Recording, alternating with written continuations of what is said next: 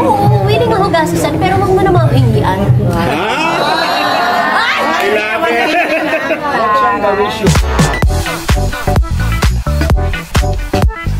You mentioned kanina when you reach the age of 30, you want to get married. Pero right now, you're entertaining suitors. Oo naman. May mga showbiz. Non-showbiz, hindi talaga mahilig sa showbiz. Pag showbiz, hindi talaga mahilig sa showbiz. Bakit naman? Ano ka ba? Ilan naman, ilang date na ako ng mga showbiz. Grabe, mama. Sugar mama. Ay! Ganun ba mga showbiz, guys? Oo, ako naman okay ako split the bill, pero huwag naman todo-todo. Puro bata yung nandidigaw sa'yo. Puro bata may nandidigaw sa iba. May mga... Hindi sa bata eh. Ayoko ng mga 20. So kaya ako ng 30 siguro.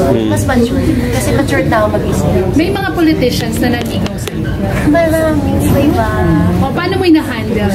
Date ma. O kaya pagka date ma. Wala kang in-entertain na date? Date. Non-showbiz. Iba na ideal guy. Ideal guy, hindi mayabang. Hindi mayabang, tsaka may puso. Yung same part, gusto ko tumulong din.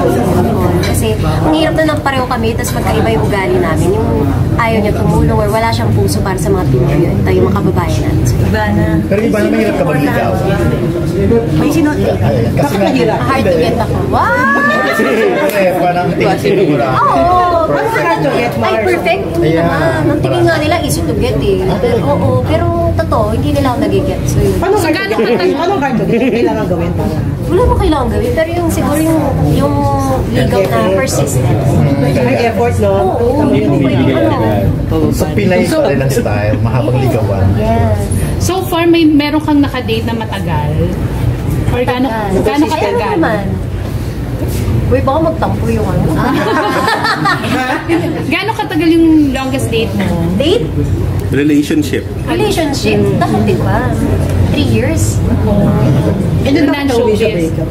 So, is a breakup kasi sinungaling, cheater, gano'n. Kilala ba namin to? Kilala ba namin? Is yun na natin ano?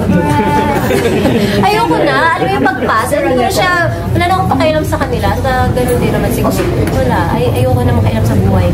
Pero ang habol siyempre financial. May gano'n ka bang fear? May gano'n ka ba? May feeling ka na pag niligawan. Oo, baka mamaya. Siguro makikita ko yun sa pagkatao ng tao. Diba? Pag na-meet mo, hindi naman porket showbiz ay magaling, gusto mo pera. Hindi naman siya gano'n. But when you talk, and I'm speaking of experience, kasi I've dated several, and gano'n yung na-feel ko.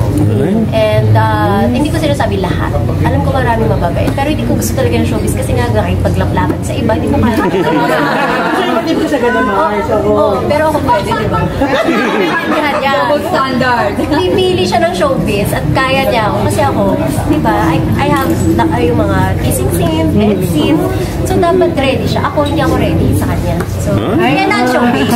Ang dami yan. Paano kung halimbawa magkaroon ka ng boyfriend na i-require ka na iwan mo ang showbiz? Ay, iwan ko muna siya. Nauna yung showbiz bago siya. So, trabaho muna.